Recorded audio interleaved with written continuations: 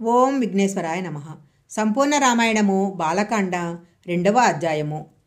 అలా కొంతకాలం గడిచాక ఒకనాడు దశరథ మహారాజు ఋష్యశృంగుడి దగ్గరకు వచ్చి ఇలా అన్నాడు. అయ్యా, నేను సంతానహీనుడను. నాకు చాలా దిగులుగా ఉంది.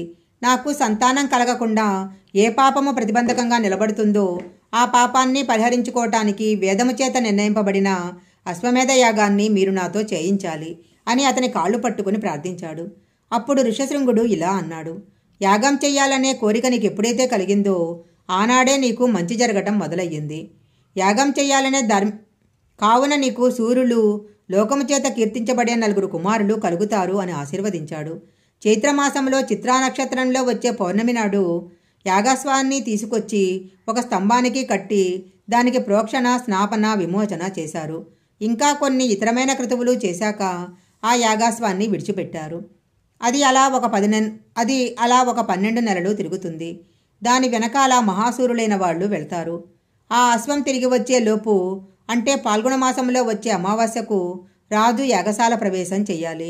కాబట్టి దశరథ మహారాజు ఋష్యశృంగుడిని, వశిష్ఠుడిని పిలిచి యాగం ప్రారంభించాల్సిందిగా కోరాడు. ఆ యాగానికి ఇతర దేశాల నుంచి రాజులను, ప్రజలను, జానపదులను, వేదబ్రాహ్మణులను, విద్వాంసులను ఆహ్వానించాడు. వచ్చిన వాళ్ళందరికీ భోజనాలు పెట్టారు. పల్లెటూళ్ల నుంచి వచ్చిన వాళ్లను అశ్రద్ధగా చూడకండి. భోజనం పెట్టేటప్పుడు అందరికీ శ్రద్ధగా వడ్డించండి అని వశిష్ఠుడు చెప్పాడు. 10 మంది భోజనం చేసేటప్పుడు కొంతమంది కామక్రోధాలకు లోనై అనరాని మాటలు మాట్లాడితే మీరు నవ్వి వచ్చేయండి, పట్టించుకోకండి. భోజనం చేయటానికి పంక్తిలో కూర్చున్నవారు అతిథి రూపంలో ఉన్న సాక్షాత్తు భగవంతుడు. కాబట్టి మర్యాదలకు ఎలాంటి లోటు రాకూడదు అని వశిష్ఠుడు ఆజ్ఞాపించాడు.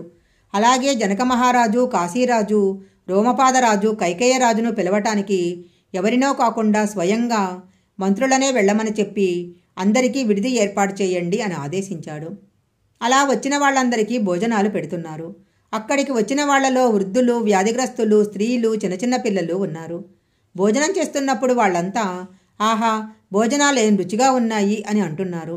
ఇంత రుచికరమైన భోజనాలు మళ్ళీ ఎప్పుడు తింటామో అని అనుకుంటున్నారు. దశరథ మహారాజు వాళ్ళందరినీ చూసి ఇంకా తినండి, ఇంకా తినండి అంటున్నాడు.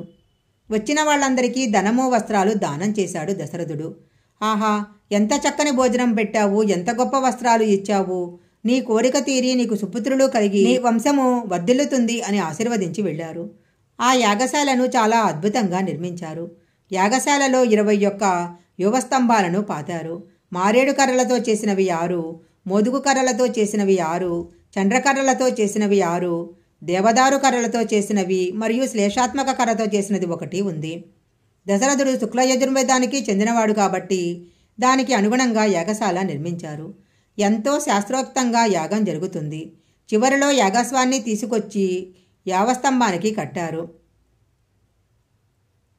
మరుసటి రోజు యాగం చేయించిన ఋత్వికులకు రాజు తన భార్యలను దానం చేయాల్సి ఉంటుంది. మొదట పట్టమహిషిని, ఉపేక్షిత భార్యని, ఉప్పుడిగత్తెను, చివరగా పాలాకలిని దానం చేస్తాడు. ఆ ఋత్వికులు 4 భార్యలను తిరిగి రాజుకి ఇచ్చేస్తారు. అప్పుడు రాజు తన భార్యలను తీసుకొని ఋత్వికులకు ద్రవ్యాన్ని దానంగా ఇస్తాడు. అప్పుడు గుర్రం శరీరంలో నుంచి వవా తీసి అగ్నిలో వేస్తారు. ఆ వవా అగ్నిలో కాలుతున్నప్పుడు వచ్చే ధూపాన్ని రాజు పీల్చాలి. దీన్నే అశ్వమేధ యాగం అంటారు. అలా పీలిస్తే తనకి సంతానం కలగకుండా ఏ పాపం అడ్డుపడుతుందో ఆ పాపం పోతుంది. చివరగా ఆ గుర్రం శరీరంలోని మిగతా భాగాలను హోమంలో హవిస్సుగా సమర్పిస్తారు.